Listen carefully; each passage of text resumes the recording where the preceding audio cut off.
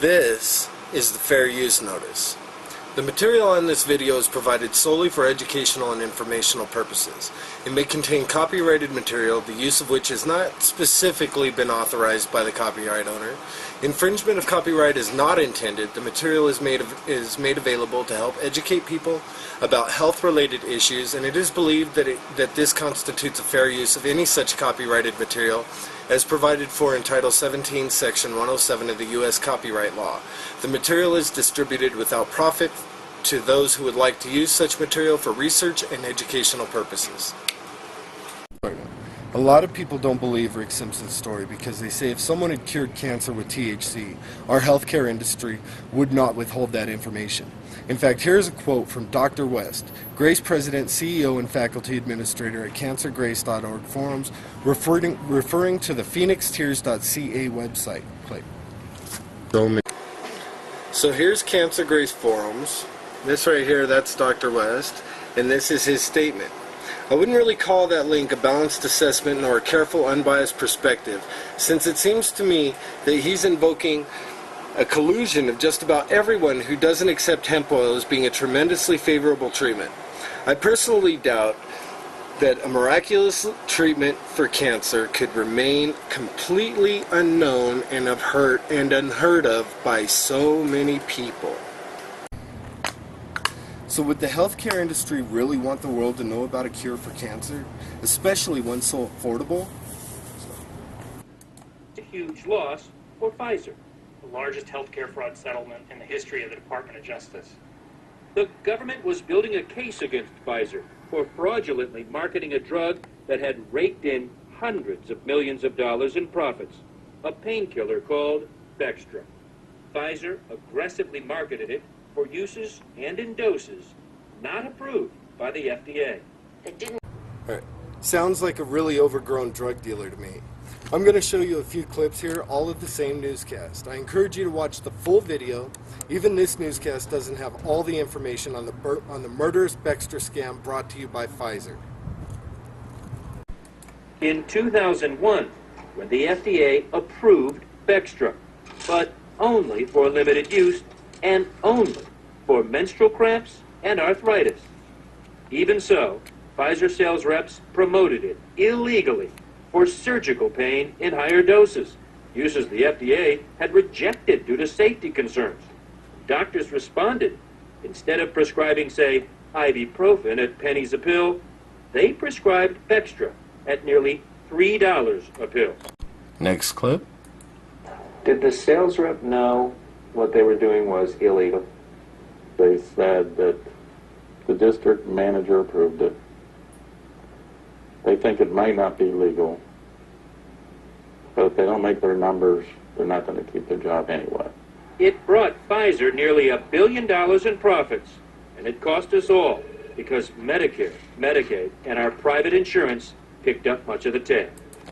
Approval process.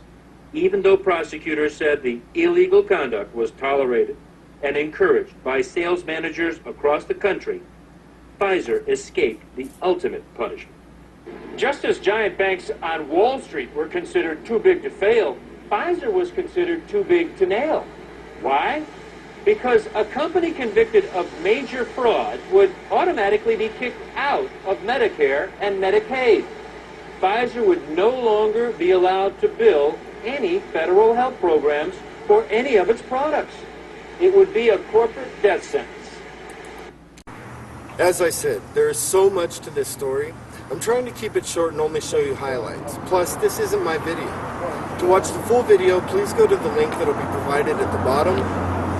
And one of the things that they're talking about between the last clip and this next one, they're talking if Pfizer failed, that the patients would be left without medicine. What they fail to mention is that every other major pharmaceutical on earth could make these same drugs.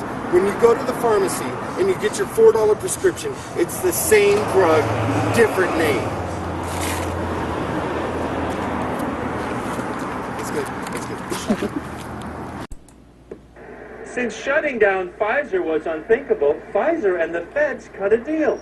And here's how they did it. Pfizer, located here in New York, owns a company named Pharmacia Corporation, which owns another company called Pharmacia and Upjohn LLC, which owns Pharmacia and Upjohn Company LLC, which in turn owns Pharmacia and Upjohn Company Incorporated.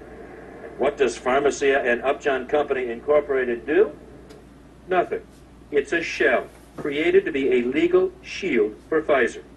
In other words, if Pfizer was at risk of being convicted, the shell company would take the hit. Think of it as the great-great-grandson of the parent company. Birthday, March 27, 2007.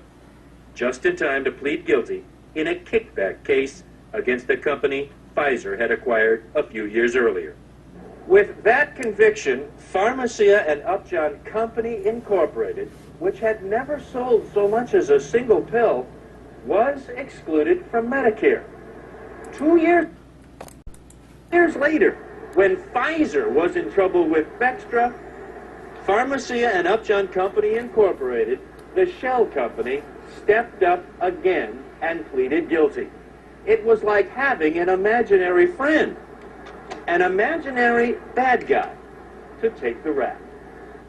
And Pfizer, too big to nail, is still doing business with the federal government. So, Drew, what does Pfizer have to say about all this? Anderson, nothing on camera. After a lot of back and forth, we got a phone conversation with the company's chief compliance officer. He told us, look, Pfizer takes full responsibility for illegally promoting Bextra, and to prevent it from happening again, here's what Pfizer said it's done. It set up a leading-edge system. It monitors sales reps, tracking prescription sales and proactively looking for signs that its people are illegally promoting these drugs. So is Pfizer doing this voluntarily? No, not all voluntary. Pfizer, they had to sign what's called a corporate integrity agreement with the Department of Health and Human Services. Basically, the executives at Pfizer have to sign on the dotted line to say that their company is going to comply with the law. But Okay, that's one bad apple. Surely our healthcare industry has my best interests at heart. Now, I'm not going to give up on the healthcare industry because of one profit-addicted company that got way too big to have to bother with people's well-being anymore. Virus. They took the product off the market in the U.S. and then they dumped it in France, Europe, Asia, and Latin America. The medicine's called Factor 8. It was an injection medicine that was used for hemophiliacs, mostly children. Children had been born with an incurable disease. Hold on, Mike. So, hold on. So you're telling me that Bayer knew that this drug was infected with the AIDS virus. They yanked it from the market in America, and then they dumped it in markets overseas? They had to figure out a way, Joe, to make a profit on a product that they could not sell in America. So they made a huge... I don't know about you, but I think this is exciting. This is like playing the lottery. You never know which drug is going to be the winner. I've won a raffle before. This could be it, baby. We could win HIV. I think HIV is a bad thing. No. Are you sure? I'm pretty sure. Well then, that's just horrifying. Stop it. Not to mention the side effects of all these drugs upon drugs upon drugs that they just keep pumping out, most of which are more dangerous than what the drug is prescribed for in the first place.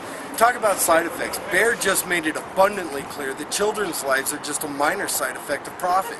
I think it's disgusting that not only were these businesses allowed to continue doing business, but that we, the people of the world, continue doing business with scum like that.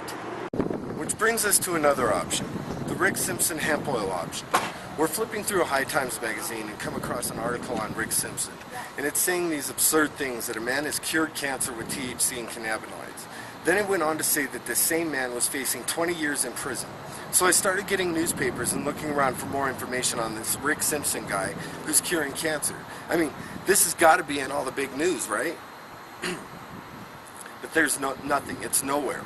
I looked on all the popular news network websites. I did searches on these websites. There's nothing. Then I ran across Run from the Cure on YouTube, hosted by Paula Gloria. By this time, I was already not expecting anything earth-shattering, because if they had really stumbled onto something, then it would have been in the news, right?